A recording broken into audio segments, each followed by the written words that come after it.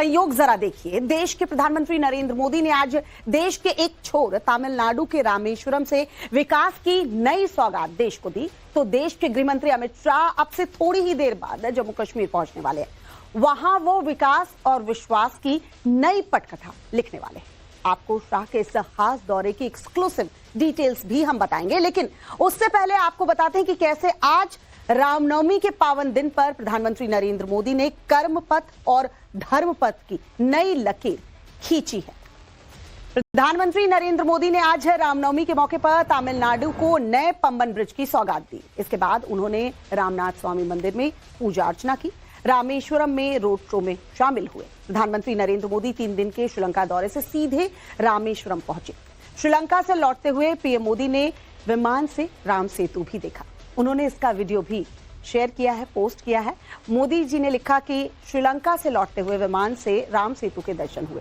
ये तब हुआ जब अयोध्या के राम मंदिर में रामलला का सूर्य तिलक हो रहा था।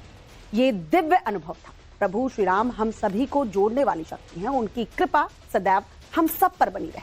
प्रधानमंत्री नरेंद्र मोदी ने रामनाथ स्वामी मंदिर में पहुंचकर पूजा अर्चना की। उन्होंने कहा कि मैं खुद को सौभाग्यशाली मानता हूं कि आज मैं रामनाथ स्वामी मंदिर में प्रार्थना कर सका। तमिलनाडु के मुख्यमंत्री एमके स्टालिन और केंद्र सरकार के बीच नई शिक्षा नीति और ट्राई लैंग्वेज को लेकर विवाद चल रहा है।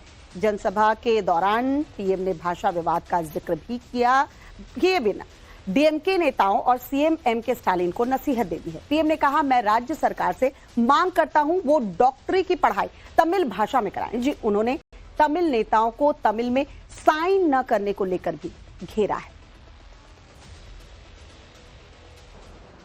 आज रामनवमी का पावन पर्व है। भगवान श्री राम का जीवन,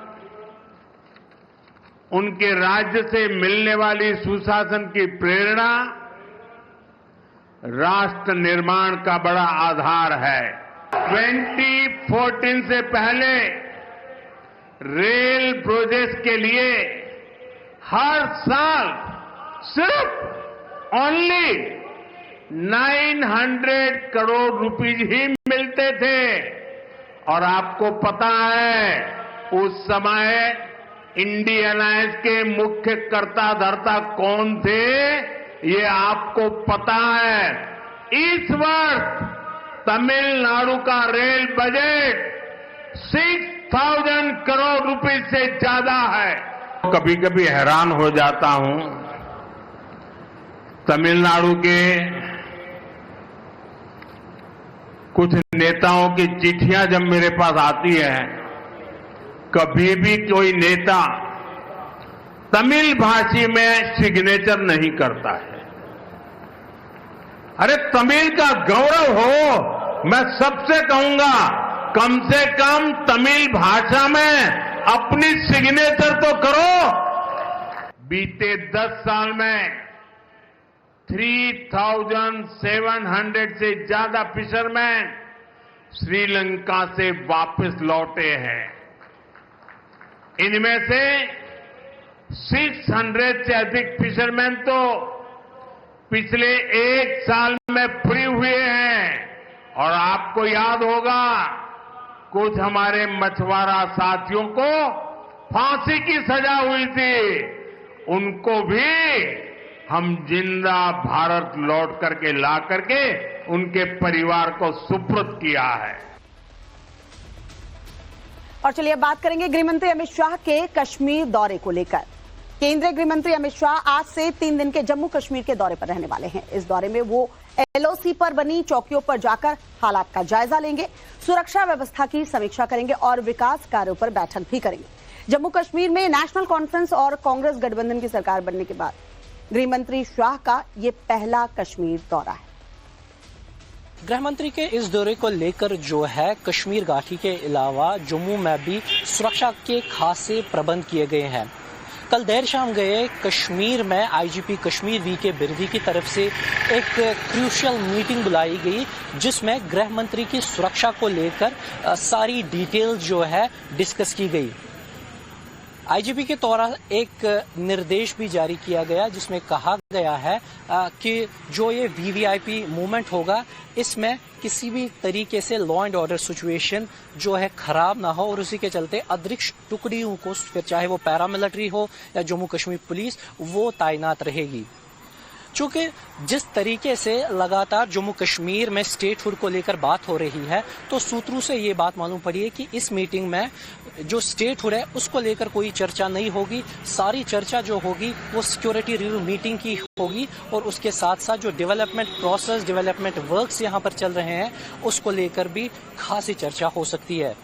गृह मंत्री के इस दौरे को लेकर जो है काफी आशंकाएं भी जताई जा रही है क्योंकि ये दौरा तब सामने आया जब कठुआ में लगातार 15 दिनों से ऑपरेशन चलाया जा रहा है और जिस तरीके से पाकिस्तान के द्वारा लगातार सीज फायर वायलेशन की जो साजिशें हैं वो की जा रही है। उसी बीच इस विजिट को एक महत्वपूर्ण नजर से देखा जा रहा है क्योंकि डायरेक्शंस पास होगी कि किस तरीके से इन सारी चीजों को काउंटर किया जाए।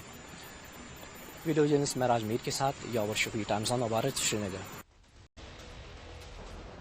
आज राम नवमी का पावन पर्व है। भगवान श्री राम का जीवन, उनके राज्य से मिलने वाली सुशासन की प्रेरणा राष्ट्र निर्माण का बड़ा आधार है। 2014 से पहले रेल प्रोजेक्ट के लिए हर साल सिर्फ ओनली 900 करोड़ रुपीज ही मिलते थे और आपको पता है उस समय इंडियन एयरलाइंस के मुख्य कर्ता धर्ता कौन थे, ये आपको पता है। इस वर्ष तमिलनाडु का रेल बजट 6,000 करोड़ रुपए से ज्यादा है। कभी कभी हैरान हो जाता हूं, तमिलनाडु के कुछ नेताओं की चिट्ठियां जब मेरे पास आती हैं, कभी भी कोई नेता तमिल भाषी में सिग्नेचर नहीं करता है। अरे तमिल का गौरव हो, मैं सबसे कहूंगा कम से कम तमिल भाषा में अपनी सिग्नेचर तो करो। बीते 10 साल में 3,700 से ज्यादा फिशरमैन श्रीलंका से वापस लौटे हैं।